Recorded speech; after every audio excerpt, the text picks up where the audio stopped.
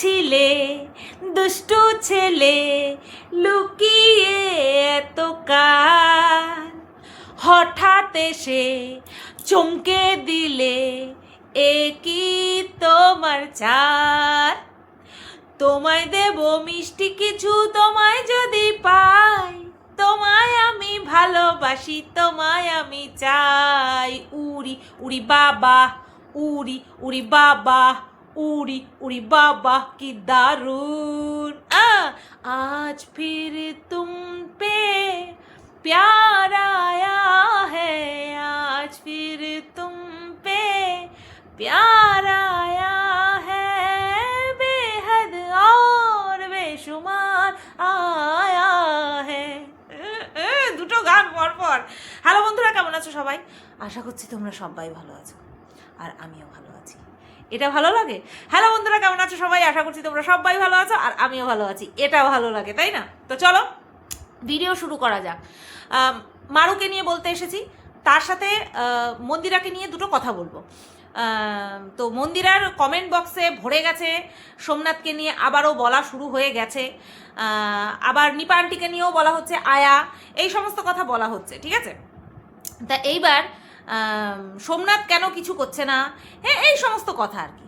তারপরে এই যখন এই ধরনের কমেন্ট আসবে তখন ক্রিয়েটাররা তো লাফিয়ে লাফিয়ে ভিডিও করবে, খুব স্বাভাবিক। তো সেই সোমনাথের খিদমত খাটা নিয়ে আবার কথা উঠেছে। তো আমি মনে করি একটা বিজনেস যদি স্বামী স্ত্রী দুজনে মিলে ভাগাভাগি করে নেয় তাহলে সেটাকে সহযোগে বিজনেস করা বলে, সেটাকে কখনোই খিদমত খাটা বলে না।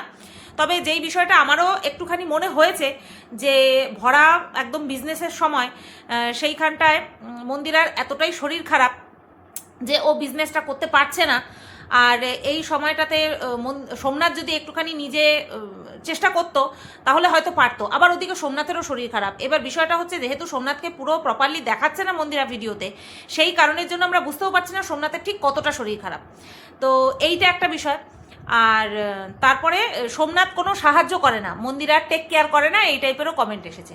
তো এটা নিয়ে আমি বলতে চাই যে আমরা দেখতে পাচ্ছি যে মন্দিরার শরীর খারাপে দুইবার করে ডাক্তারের কাছে যাওয়া হলো, সেটা কিন্তু কে নিয়ে গেছে? সেটা নিয়ে গেছে নিপা আন্টি নিয়ে গেছে, সোমনাথ কিন্তু নিয়ে যায়নি, ঠিক আছে?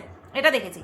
এর কারণস্বরূপ মন্দিরার ভিডিওতে কোনো এক জায়গাতে মন্দিরা বলেছিল যে সোমনাথেরও শরীর খারাপ, জ্বর, গা হাত পা ব্যথা, সেই কারণের জন্যই হয়তো সোমনাথ মন্দিরাকে নিয়ে যায়নি ডাক্তার দেখাতে।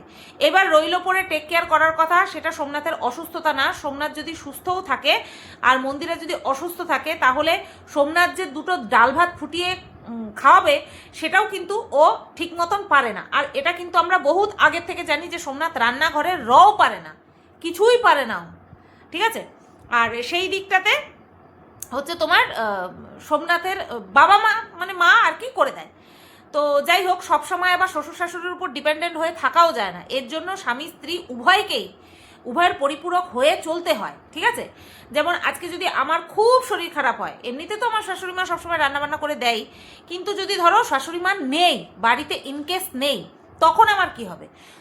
তখন সেই সময় দুটো ভাত ফুটিয়ে দিয়ে একটা ডাল একটা ভাজা এইটুকু করে দেওয়ার মানে ক্ষমতা কিন্তু বরের আছে। মানে বর কিন্তু এইটুকু করে দিতে পারবে, কেটে কুটে নিজেই আমাকে সব কিছু করে দিতে পারবে, এইটুকু করে দিতে পারবে, কিন্তু সোমনাথ কিন্তু সেটা পারে না।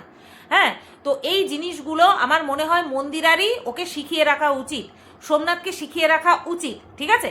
আজকে বাই চান্স মন্দিরার মা মানে নিপা আন্টি এখানে আছে বলে করে দিতে পারছে, কিন্তু যদি কোনো সময় এরকম থাকে সময় আসে মন্দিরে একেবারেই বিছানা ছেড়ে উঠতে পারছে না, আর সেই সময়তে বাইরের খাবারটাও ওরা খেতে পারবে না, কথার কথা এরকম একটা পরিস্থিতি আসলে পরে কমসে কম ডাল ভাত বা সেদ্ধ ভাত ফুটিয়ে খাওয়ার মতন যাতে করতে পারে সোমনাথ, সেইটা শিখিয়ে রাখা উচিত। কারণ ঘরের কাজ মহিলা পুরুষ নির্বিশেষে সবাইকেই শেখা উচিত, কারণ কখন কোনটা দরকার পড়ে সেটা কিন্তু কেউ বলতে পারে না, তাই না? তো এই তো গেল। আর টেক কেয়ার করার বিষয়টা নিয়ে অনেকে মারুর বরের সাথে সোমনাথকে তুলনা করেছে। এইবার মারুর বর যে মারুকে কতটা টেক কেয়ার করে সেটা আমরা দেখেছি। এইবার সেইটা যে মানে সাধারণ যে টেক কেয়ার তার থেকে এক্সেস, সেটাও আমরা বুঝতে পারি যে কোনটা অরিজিনালি টেক কেয়ার করছে আর কোনটা এক্সট্রা দেখাওয়া হচ্ছে, সেটাও কিন্তু আমরা বুঝতে পারি। তো মারুর বর মারুকে ভালোবাসে সন্দেহ নেই, টেক কেয়ার করে সন্দেহ নেই, কিন্তু অতিরিক্ত দেখাওয়াও করে। এখানেও কোনো সন্দেহ নেই, ঠিক আছে। আর সেখানটায় হয়তো সোমনাথ হয়তো টেক কেয়ার তো করেই, কিন্তু সেটা হয়তো মন্দিরা দেখায় না, হতেই তো পারে, তাই না? হতেই তো পারে। আবার মন্দিরা দেখাবে না সেটাও তো হতে পারে না, সেটাও হতে পারে না যে ভেরি রিসেন্ট না এরকম হয়েছে যে সোমনাথ বলেছে যে আমি ভিডিওতে আসবো না, সেটা ভেরি রিসেন্ট হয়েছে। কিন্তু তার আগে মন্দিরা কি কখনো অসুস্থ হয়নি? হ্যাঁ, অসুস্থ হয়েছে। হ্যাঁ, মন্দিরার বেশিরভাগ অসুস্থতা হয় পেটের ব্যথা নিয়ে। তখন সোমনাথ বলে গরম জল খেতে, তো গরম জল খায়। সেই গরম জলটা কে করে এনে দেয়? সোমনাথ করে এনে দেয় না মন্দিরা করে? মন্দিরাই মনে হয় করে। তো যাই হোক, এইভাবেই চলছে, এইভাবেই চলবে। কি বলতো, টেক কেয়ারটা না কাউকে বলে কয়ে শেখানো যায় না, ওটা নিজের মন থেকে আনতে হয়। হ্যাঁ, এবার সোমনাথ মন্দিরার কতটা টেক কেয়ার করে সেটা সোমনাথ ভালো জানে আর মন্দিরা ভালো জানে, তাই না? আমরা বাইরে থেকে তো কেউ কিছু বলতে পারবো না। যতটুকু দেখায় আমরা ততটুকু জানি। আর মারুর বর যতটুকু টেক কেয়ারের পালা দেখায়, তাতে করে এইটুকু বুঝতে পারি যে টেক কেয়ারের ওপরেও বাড়াবাড়ি কিছু করা হয়। যাই হোক, যার জন্যই করা হয়, ভিডিওর জন্য করা হয়, যার জন্যই করা হয়, টেক কেয়ার তো করছে। আবার কি, আমরা দেখেছি না, কাজের থেকে এসেও কিন্তু মারুর বর মারুকে রান্নাবান্না করে দিচ্ছে, কেটে কুটে দিচ্ছে, রাত্রেবেলা কেটে কুটে রেখে দিয়ে যাচ্ছে, পরের দিন সকালবেলা যতটুকু পারছে করে দিয়ে যাচ্ছে। কমসে কম দিখাবার জন্য হলেও কিন্তু সকালবেলা চাটা করে এনে দিচ্ছে মুখের সামনে মারু মহারানীকে। তো এগুলো যদি দিখাওয়া বেসিসেও হয় তাও করছে, যেটা কিনা নিয়ে আমি বলেছিলাম যে সারাদিন বাইরে কাজকর্ম করে আসছে, তারপরে ঘরে এসে কাজকর্ম করছে আর তুই লাইভ করছিস, এটা মোটেও দেখতে ভালো লাগে না। এটা কিন্তু আমি নিজে খোদ বলেছি। সুতরাং চলো, সবার সংসার সবার মতন চলবে, আর আমরা কন্ট্রোভার্সি ক্রিয়েটাররা যতটুকু নিয়ে বলা ততটুকু নিয়ে বলবো। এইটুকু গেল মন্দিরা সোমনাথকে নিয়ে আমার বলা কথা। আচ্ছা, এইবার আসবো টোটালি মারুকে নিয়ে। তো প্রথমেই যেটা দেখেছি সেটা হচ্ছে মারু সেমাই মনে হয় ওটা, তো সেমাই মারু তার বরকে খেতে দিয়েছে। আর মারু খাবে কি? মারু খাবে হচ্ছে বোয়াল মাছ দিয়ে ভাত, সকালবেলা বোয়াল মাছ দিয়ে ভাত খাবে। তো সেটা তো খেতে দেখলাম না, দেখলাম ব্রেকফাস্ট খাচ্ছে পাউরুটি, ডিম আর কলা, ঠিক আছে, ডিম সেদ্ধ আর কলা। কলাটা দেখলাম মজে গেছে। আমার মজে যাওয়া কলা খেতে একটুও ভালো লাগে না, কেমন একটা ঝাঁঝ গন্ধ। টাটকা পাকা কলা হবে, হেভি লাগে খেতে। মজে যাওয়া গেলে আমি খাই না, আমার ভালো লাগে না, কেমন একটা ঝাঁঝ লাগে, হ্যাঁ ভালো লাগে না। তো যাই হোক, তা এই বোয়াল মাছ রান্না নিয়ে বলছে মারুর বর বলছে যে ভালো হয়েছে, কিন্তু আমি তো এত ওষুধ খাচ্ছি, তো তার জন্য না আমার হয়তো ভালো লাগছে না, একটুখানি খাওয়ার পরেই বমি আসছে। অ্যাকচুয়ালি বোয়াল মাছটা হচ্ছে রিচ মাছ, ঠিক আছে। বোয়াল মাছ, আর মাছ, পাঙাশ মাছ, রিঠে মাছ, এগুলো হচ্ছে অতিরিক্ত তৈলাক্ত মাছ। এবার এই মাছগুলোকে যদি আরও বেশি তেল দিয়ে করা হয় না, তখন গা গোলানি ব্যাপারটা কিন্তু আসে, খুব স্বাভাবিকভাবে আসে। আর ওইভাবে পাতলা ঝোল বোয়াল মাছের খায় কিনা আমি জানি না, আমি তো বললাম একটা রান্নার হাজারো রকম পদ্ধতি আছে। তো আমাদের বাড়িতে বোয়াল মাছ একেবারে কষা কষা, বোয়াল মাছ হলে পরে আর কিচ্ছু লাগবে না। সত্যি ওই বোয়াল মাছের পাশের যেই ছালটা, মানে উপরের যে ছালটা, কি বলবো, হেভি লাগে বোয়াল মাছ। তা এইবার এই বোয়াল মাছ নিয়ে আজকেও মারুর, মানে গতকালকের ভিডিওতেও মারুর দেখলাম কমেন্ট করেছে যে বোয়াল মাছ খেও না। হ্যাঁ, ডাক্তাররাও অনেক কিছুই বলে, কিন্তু বড়রাও আবার অনেক কিছু বলে যে এই সময় এটা খেতে নেই, ওটা খেতে নেই। আগে সবাই বলতো পেঁপে খেতে নেই, প্রেগনেন্ট হলে পরে পেঁপে খেতে নেই, আনারস খেতে নেই। অর্থাৎ শরীর বা পেট যাই বলো না কেন, পেটটাই তো মানুষের রান্নাঘর। তো যেটা খেলে শরীরটা গরম হয়ে যায় সেটাই ডাক্তাররা, আগেকার দিনে ডাক্তাররাও বারণ করতো, আবার হচ্ছে বড়রাও বারণ করতো, হ্যাঁ, যে পেঁপে খেতে নেই, আনারস খেতে নেই, এই সমস্ত জিনিস খেতে নেই, সামুদ্রিক মাছ বেশি খাওয়া নাকি ভালো না এই সময়। তো এই রকম নানান রকম বিধিনিষেধ ছিল, যেগুলো কিনা আস্তে আস্তে ভিত্তিহীন বলে উড়িয়ে দেওয়া হচ্ছে। পেঁপেও খাওয়া যায়, কোনো কিছুতেই নাকি অসুবিধা হয় না, কিন্তু তবুও আগেকার দিনের যে কথাগুলো প্রচলিত রয়েছে যে এটা খাওয়া যায় না, ওটা খাওয়া যায় না, প্রেগনেন্ট মহিলারা যতই শিক্ষিত হয়ে যাক না কেন, যতই আধুনিক হয়ে যাক না কেন, তারা কিন্তু মানে, ঠিক আছে। তো যাই হোক, বোয়াল মাছও খাচ্ছে। আমার মনে হয় না এরপরে ও বোয়াল মাছ আনবে, কারণ মানুষের কমেন্ট তো দেখছে, নিশ্চয়ই সেই কমেন্টগুলো মাথায় রাখবে। তো যাই হোক, চলো এই বোয়াল মাছের দিক থেকে এইবার চলে যাই হচ্ছে ওদের প্ল্যানিংয়ের কথা। তো মারুর বর প্ল্যান করছে যে ওরা আজকে এসি ট্রেনে উঠবে। তো ফার্স্ট যখন এসি, মনে হয় শিয়ালদা থেকে রানাঘাট, এই ছিল এসি, প্রথম এসি যখন চালু হয়, মানে রুট, হ্যাঁ এটাই আমি জানি। এবার হয়তো আমি ভুলও হতে পারি, তো যাই হোক, এবার মারুর বর বলছে যখন আমরা রানাঘাটে ছিলাম তখন আমাদের খুব ইচ্ছা হয়েছিল এসি ট্রেনে চড়ার, কিন্তু যাই হোক রানাঘাট থেকে তো চলে আসতে হলো আমাদের এখানে, অনিচ্ছা থাকা সত্ত্বেও, মানে ইচ্ছা নেই ছিল না রানাঘাট ছাড়ার, তবুও রানাঘাট ছাড়তে হয়েছে। তারপরে মারুর বর কি বলল যে থাক সেই কথা নিয়ে আর কিছু বলবো না, তুই কিছু বলবি না, তোরা কিছু বলবি না, আমার আজকে কিছু বলার আছে। প্রথমত এই যে তুই অর্ধেক বলে ছেড়ে দিলি, মারুর বরকে বলছি, তুই যে অর্ধেক বলে ছেড়ে দিলি, এই তুই তামারিটা কিন্তু আমি রাগের বশত করছি না, কারণ মারুও যেমন আমার থেকে ছোট, 12 বছরের ছোট, মারুর বড় কিন্তু আমার থেকে 10-11 বছরের ছোট, তো সেই কারণেই কিন্তু আমি তুই করে ডাকছি, এমন না যে রাগ ঘৃণা এই সমস্ত থেকে ওকে তুই করে ডাকছি, ঠিক আছে? এটা আগে ক্লিয়ার করে নিই, কারণ আমি ওকে সামনাসামনি যতদিন আমাদের কথা হয়েছে বা ফোনে কথা হয়েছে আমি কিন্তু তুমি বলেই ডেকেছি, ঠিক আছে? তো যাই হোক এখন আমি তুই করেই ডাকছি, অনেক ছোট আমার থেকে। তো এই যে তুই বললি যে অনিচ্ছাকৃত তুই ছেড়েছিস, রানাঘাট ছেড়েছিস, এই কথাটা অর্ধেক বলে রেখে দিলি কেন?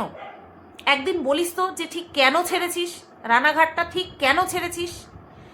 কারণ রানাঘাট ছাড়ার যেই কারণ তোরা দেখিয়েছিলি সেটা হচ্ছে অতিরিক্ত ভাড়া আর কিছু পারিপার্শ্বিক পরিস্থিতি। ভাড়া ছিল 7,500 টাকা না 7,000 টাকা ভাড়া ছিল, 3rd ফ্লোরে ছিলিস, কোনো রকম কোনো লিফট ছিল না, হ্যাঁ, তো প্রচুর অবস্টাকলস ছিল, তা সত্ত্বেও এই সমস্ত দেখা সত্ত্বেও তোরা কিন্তু ওই জায়গাটা ভাড়া নিয়েছিলিস। প্রথমেই ভাড়াও জানতিস কত, তারপরে যেই আর কি প্রতিকূলতাগুলো ছিল বা নেগেটিভ ছিল, এটাকে কি বলে, ডিসঅ্যাডভান্টেজ যে ছিল, যে সিঁড়ি বেয়েই উঠতে হবে, সিঁড়ি বেয়েই নামতে হবে, নামাটা তো কোনো ব্যাপার না, উঠতে গেলে হাম্বু টাইট হয়ে যায়। দোতলায় আমি দোতলায় উঠে 3 তলায় ছাদে, মানে দোতলার ছাদে উঠতে গেলেই আমার থাই পা কোমর সব ধরে যায়, আর সেখানে 3rd ফ্লোরে ওঠা, আমি যেখানে ফ্ল্যাটে ছিলাম সেটাও ছিল 3rd ফ্লোর, উফ সে যে কি কষ্ট হতো সে একমাত্র আমিই জানি, আর বর পরে বুঝতে পেরেছিল। যাই হোক, তারপরে সেই 3rd ফ্লোর পর্যন্ত মাল তোলা, আবার মাল নিয়ে আসা, আমার ফ্রিজে তো স্ক্র্যাচ পড়ে গেছে, আমার শোকেজের কাচ ভেঙে গিয়েছিল আনার সময়, তারপরে সেটাকে ঠিক করা হয়েছে, লম্বা আয়নার কাজটা ভেঙে গিয়েছিল, আর ফ্রিজে ট্যাপ পড়েছে না ট্যাম্প পড়েছে বলে, যাই হোক, তো অনেকগুলো কারণ ছিল যেগুলো কিনা তোরা বলতে পেরেছিস, মেবি হয়তো বলেছিস, কিন্তু আজকে যেই বলে ছেড়ে দিলি, কোথায় আওয়াজটা, একটা আওয়াজ হচ্ছে জানো, ডুম ডুম ডুম ডুম করে আওয়াজ হচ্ছে, দাঁড়াও দেখে আসি, আমি ঠিক শুনেছি বাইরে ডঙ্কা বাজাচ্ছে, ঠিক আছে? তো হঠাৎ করে বাজছে, তো তার জন্য আমি একটুখানি ডিস্ট্র্যাক্ট হয়ে গেলাম। এবার যতক্ষণ না দেখে আসবো অস্তিত্বটা কোথার থেকে, উৎসটা কোথার থেকে, ততক্ষণ পর্যন্ত মাথার মধ্যে চলবে, তার জন্য একটুখানি পজ করে দেখেই আসলাম। আচ্ছা, তো এই কারণগুলো তো আমরা নিজেরাই জানি আর তোরাও বলেছিস, তারপরে লাস্টের দিকে তো এতটাই বিরক্ত হয়ে গেলি তোরা যে পাশে কনস্ট্রাকশনের কাজ চলছে, তো সেই আওয়াজটাও তোদের কানে লাগছে, আর এখন যেখানটায় 7 মাস ধরে ছিলি সেখানে তো একদম রোড সাইডে বাড়ি, রীতিমতন সব সময় গাড়ি ঘোড়ার আওয়াজ, তারপরে ধুলোবালি, এই সমস্ত প্রবলেম তো ছিলই, তারপরেও এখানেও তোরা ভালো ছিলিস। যেটা তোদের লাস্টে তোদের রানাঘাট ছাড়তে বাধ্য করেছে সেটা ছিল একটা, ওটাকে কি বলে, ফাইট, আভ্যন্তরীণ ফাইট, যেটা কিনা পরবর্তী দিনে কন্ট্রোভার্সির আকার ধারণ করেছিল, আর সেটা ছিল বিজনেস নিয়ে। তোরা বিজনেস স্টার্ট করবি ভেবেছিলিস, যাদের সান্নিধ্যে ছিলিস, যাদের সাথে আলাপ আলোচনা করে বা যাদের ইচ্ছায়, তোদের যৌথ ইচ্ছায় তোরা রানাঘাটে গিয়ে উঠলি, তাদের সাথে এতটাই মনোমালিন্য তৈরি হলো এবং সেটা নিয়ে এমন কন্ট্রোভার্সি তৈরি হলো যে তোরা আর ওখানে টিকতেই পারলি না। এবার আমার কথা হচ্ছে, তোরা অন্যায় করেছিস, ন্যায় করেছিস, অন্যায় করেছিস, কারোর ভাত মারার চেষ্টা করেছিস, যাই করেছিস, যেগুলো কিনা সেই সময়ে প্রত্যেকটা কন্ট্রোভার্সি ক্রিয়েটার এক্সেপ্ট মি, আমাকে বাদ দিয়ে প্রত্যেকটা কন্ট্রোভার্সি ক্রিয়েটার সেই সময় তোদেরকে এই একটাই মানে ওটাকে কি বলে, দোষারোপ করছিল যে তোরা মন্দিরা সোমনাথের পেছনে বাঁশ দিয়েছিস, তোরা ওদের পেটে লাথি মারার চেষ্টা করেছিস, হ্যানা তেনা এই সমস্ত কথা তোদেরকে শুনতে হয়েছে। তোরা কেন নিজেদের জন্য স্ট্যান্ড নিসনি? তোরা কেন নিজেদের জন্য একটা বারের জন্য এই বিষয়টা নিয়ে মুখ খুলিসনি? কারণ তোরা নিজেরা ভাড়া দিয়ে রানাঘাটে ছিলি, তোদেরকে কেউ বাধ্য করতে পারে না যে এখান থেকে তোরা চলে যা, তাই না? তোদেরকে কেউ বাধ্য করতে পারে না। তোরা কেন সেই সময়ে একটা বারের জন্য মুখ খুলিসনি? কেন একটা বারের জন্য মুখ খুলিসনি? তোরা বলতেই পারতি, তোদের কি কিছুই বলার ছিল না? তোদের কি কোনো রকম কোনো ক্ল্যারিফিকেশন দর্শকদের, কন্ট্রোভার্সি ক্রিয়েটারদের দেওয়ার ছিল না? আর যদি এতটাই ইগনোর করার ছিল তাহলে কেন রানাঘাট ছাড়তে হলো? কারণ শেষ মেশ যখন তোরা রানাঘাট ছেড়েছিস তখন সেটা মাত্র শুধুমাত্র ওই অতিরিক্ত ভাড়া যাচ্ছে সেই কারণে কিন্তু ছাড়িসনি, সেটা কিন্তু সবাই জানে, শুধুমাত্র মুখে বলতে পারিসনি। আমার কথা হচ্ছে, তোরা যেই একটা ডিসিশন নিয়েছিলি ব্যবসা করবি, বাণিজ্য করবি, কোন বিষয়ের উপরে করবি, শাড়ির উপরে করবি না নাইটির উপরে করবি, যার উপরেই করবি, তোরা কেন নিজেদের স্ট্যান্ড পয়েন্টটা নিসনি? হতে পারিস হলি তোরা ভুল, হলি তোরা ঠিক, যাই হলি, তোরা কেন সেই সময় নিজেদের স্ট্যান্ড পয়েন্টটা নিসনি? কেন বলিসনি যে আমরা আমাদের ইচ্ছা অনুযায়ী করছি বিজনেস, ঠিক আছে, আমাদের এটা ইচ্ছা এই বিজনেসটা করার, এই বিজনেসটা কারোর কেনা নয়, এই শাড়ির বিজনেস বা এই নাইটির বিজনেস যাই বলো না কেন, যেটাই আমরা করছি সেটা কারোর কেনা নয়, কারোর একচেটিয়া অধিকার নয়, আমরা করব। সেই গাটসটা তোরা কেন দেখাসনি? সেই সাহসটা তোরা কেন দেখাসনি? কেন প্রত্যেকটা কন্ট্রোভার্সি ক্রিয়েটার যারা কিনা তোদেরকে সেই সময় বলছিল যে তোরা ওদের পেটে লাথি মেরেছিস, তাদেরকে সত্যি প্রুফ করে দিয়েছিস নিজেরা চুপ থেকে? কেন? কিসের জন্য? তাহলে কি সত্যি তোরা দোষ করেছিলি? সত্যি কি তোরা দোষ করেছিলি? তাহলে যদি তোরা দোষ করে থাকিস তাহলে কেন আজকে বলছিস যে অনিচ্ছাকৃত তোরা রানাঘাট ছেড়েছিস? কেন বললি তোরা এই কথাটা? তাই না? যদি আমি একটা কাজ করব ভেবে থাকি, নিশ্চয়ই আমি কিছু ভেবে নিয়ে তারপরে করছি, তাহলে সেই ভাবনাটা কেন ভিডিওর মাধ্যমে সত্যি ভিডিওর মাধ্যমে কেন দর্শকদের সামনে তুলে ধরলি না? তাই না? এটা করা উচিত। আজকে আমি যদি কোনো একটা কাজ করব বলে ভেবে থাকি, সেই কাজটা সম্পর্কে যথাযুক্ত ক্ল্যারিফিকেশন আমার রেডি রাখতে হবে, কারণ আমি সোশ্যাল মিডিয়াতে রয়েছি। যদি সোশ্যাল মিডিয়াতে না থাকতাম তাহলে মানুষকে আমার জবাবদিহি করতে হতো না। আমি কেন নিজের জায়গা ছাড়বো? তাই না? আমি কেন নিজের জায়গা ছাড়বো? তো তোরা নিজেদের জায়গা ছেড়ে দিয়েছিস। এবার তোরা ভুল ছিলিস, তোদের মনের মধ্যে গিল্টি ছিল না কি ছিল সেটা তোরা জানিস, কারণ তোরা কোনো সময় এইসব বিষয়ে মুখই খুলিসনি, তাই না? মুখই খুলিসনি। হ্যাঁ, ভেতরে ভেতরে বলেছিস অনেক কিছুই, বাট সোশ্যাল মিডিয়াতে কখনো মুখ খুলিসনি। তো যাই হোক, এই যে তুই কথাটা বলে ছেড়ে দিলি অর্ধেক, তার জন্যই আমি আজকে ক্লিয়ার করলাম, তোর কথার পরিপ্রেক্ষিতে ক্লিয়ার করলাম কেন সেই সময় মুখ খুলিসনি, কেন বলিসনি। বলতেই পারতি, আমরা ঠিক হই ভুল হই, আমরা এটা করেছি, এখন করব না, বা এই সেই যাই হোক। নিজের জন্য নিজেরই স্ট্যান্ড পয়েন্ট নিতে হয়। নিজের জন্য কেউ বলবে বা কাউকে আমি বলতে বলবো, সে বলবে, এটা করা উচিত নয়, এটা আশাই রাখা উচিত নয়। আর যদি আমি ইগনোর করতে পারি তাহলে তো বিষয়টা আরও ইজি হয়ে যায়। যে যা বলছে বলুক, আমার যেটা করার আমি সেটা করব, তাহলে সেটা আরও ইজি হয়ে যায়। ঠিক আছে? আচ্ছা, তারপরে কি শুনতে পেলাম? উঠবে হচ্ছে ওরা এসি ট্রেনে। মা গো মা, শখের শেষ নাই। বলি কি, এই এসি ট্রেনটা কি এই এখনই থাকবে আর থাকবে না? মানে এদের শখ দেখো, এরা বনগা লোকালে বলছে দুপুরবেলা যাচ্ছি তো তাই ভিড় হবে। তুই শিখাবি? মারুর বর, তোরা শিখাবি? বনগা লোকাল কোনো সময় ফাঁকা থাকে রে? সকালের টাইমে শিয়ালদা থেকে বনগায় আসে যেই ট্রেনগুলো, সেগুলো ওই অশোকনগরের পর থেকে মোটামুটি ফাঁকা হয়, বসা টসার জায়গা থাকে অ্যাভেলেবেল।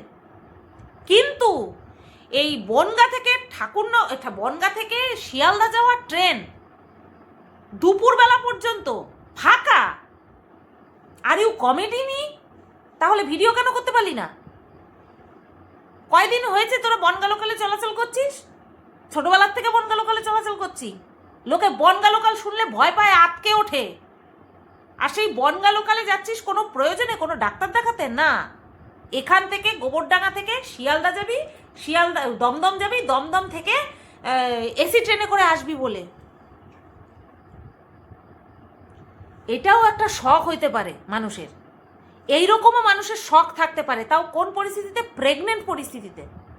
দেখাতে পারলি না না মারু যে যাওয়ার সময় ট্রেনটা ঠিক কতটা ফাঁকা ছিল?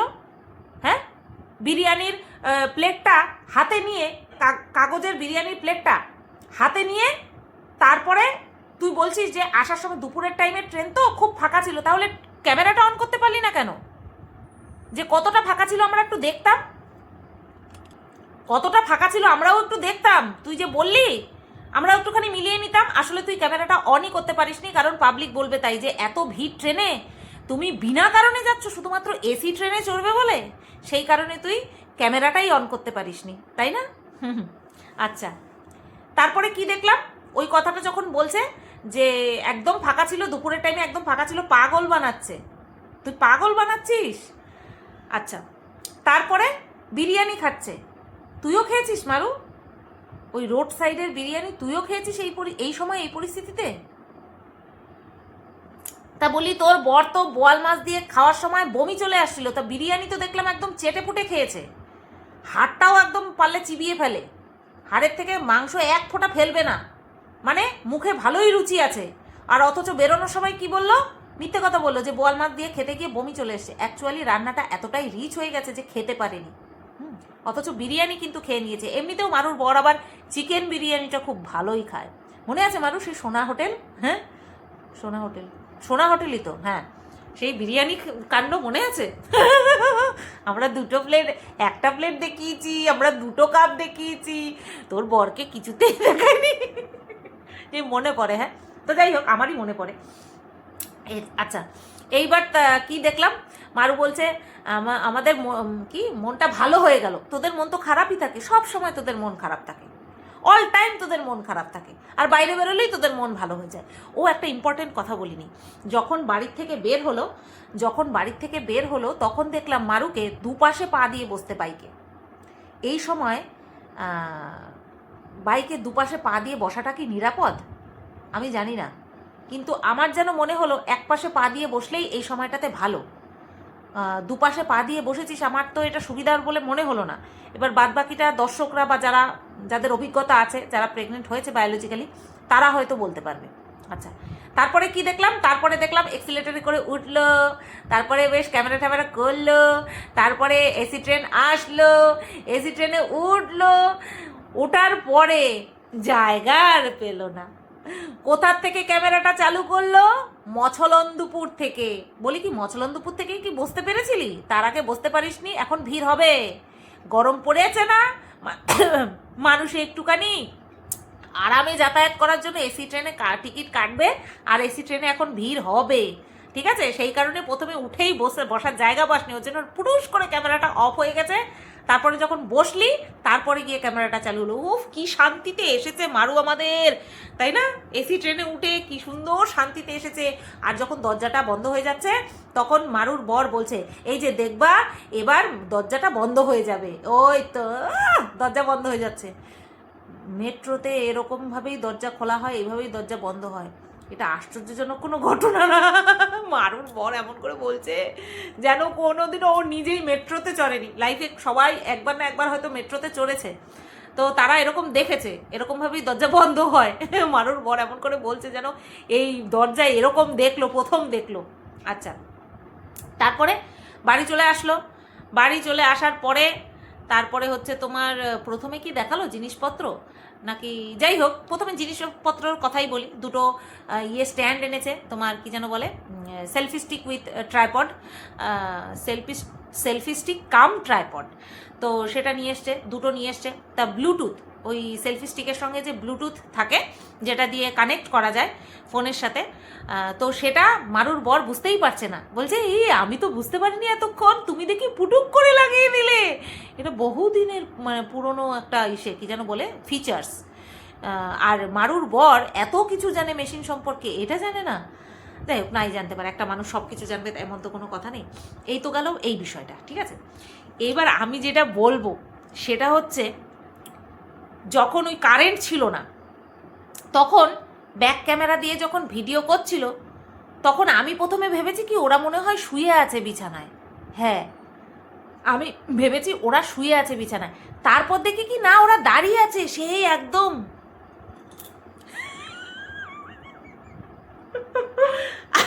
আমি জানি তোরা স্বামী স্ত্রী, আমরা জানি এখন ওয়েদারটা, এই যখন ঝড় হচ্ছে বৃষ্টি হচ্ছে ওয়েদারটা খুব রোমান্টিক হয়ে যাচ্ছে, কিন্তু তাই বলে ক্যামেরার সামনে এরমভাবে দাঁড়িয়ে আছিস, আমি দেখে আমি লজ্জা পাচ্ছিলাম যে এই বাবা এরম করে দাঁড়িয়ে আছে কেন, এটা কি হচ্ছে, এটা কি কি কি বলতে চাচ্ছে, কি বল কি কি এরকম করে কেন দাঁড়িয়ে আছে, আমার এরকম ফিল হচ্ছিল। ওমা, এরকম ফিল হতে হতে মারু বলছে কি, আমি আজকে কি ভালো লাগছে, কি সুন্দর ওয়েদার, কি রোমান্টিক ওয়েদার, আমার বর আজকে বাড়ি, এরকম করে কেন বলছে?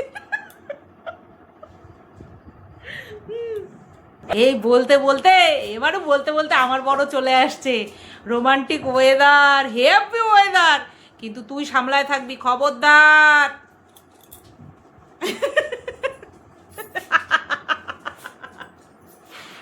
যাই হোক, এই ভিডিওটাই পর্যন্তই রাখলাম, আর আমার বলার মুড নেই, রোমান্টিক ওয়েদার, বর বাড়ি চলে আসছে। চলো টাটা, সবাই ভালো থেকো, সুস্থ থেকো।